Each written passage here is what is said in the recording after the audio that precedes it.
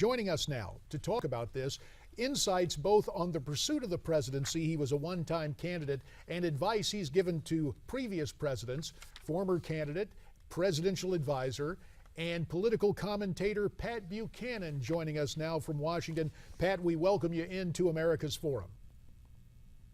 You should have added a longtime friend of J.D.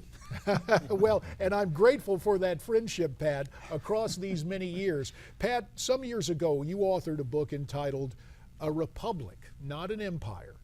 And you said, look, you better be very careful getting into situations in the Middle East. We're there.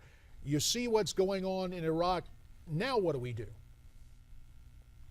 Well, first, I opposed the intervention in 2003, and I thought it was a terrible mistake, and my friend Bill Odom, the late general, said it was the worst blunder ever made by the United States of America. And I think it is arguably true what he said. What do we do right now, however? I think right now we wait until the dust settles. We do not send in air strikes or drone strikes right now.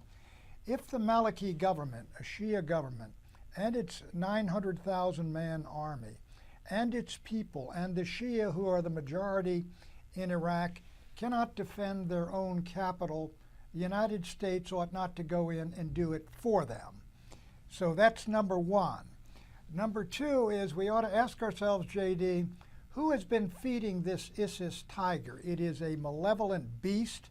And we talked about the murders, and I heard you mention earlier the Vietnam War. It reminds me of the massacre in Hawaii during the Tet Offensive, which was very similar.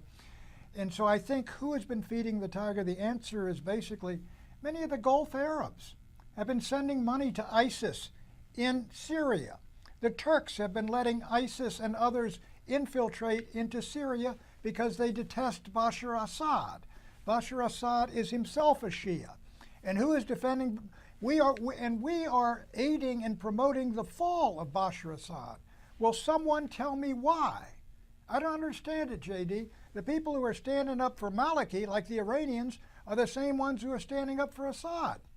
And this sets up a situation, it is not a game, but it is a practice of light and shadow, and the enemy of the enemy is my friend, and all of these different associations. Pat, we're going to ask you to stay, because when we come back, we want to get your thoughts, as John Bogman and David Padden are alongside me, we want to get your thoughts on this whole notion of actually forming an alliance with Iraq. Secretary of State Kerry is mentioning that this morning. Apparently an Undersecretary of State has been dispatched for talks, and Iran, complete with the nuclear threat it represents, now apparently represents an ally. Think about that for a second, Pat. The rest of you as well. We'll step aside and we'll come back with more from Pat Buchanan on the other side of the break. Of course, in the meantime, we want to inform you, we'd love to hear from you via social media. You can tweet us your comments at Newsmax TV, #America's Forum. We're coming right back.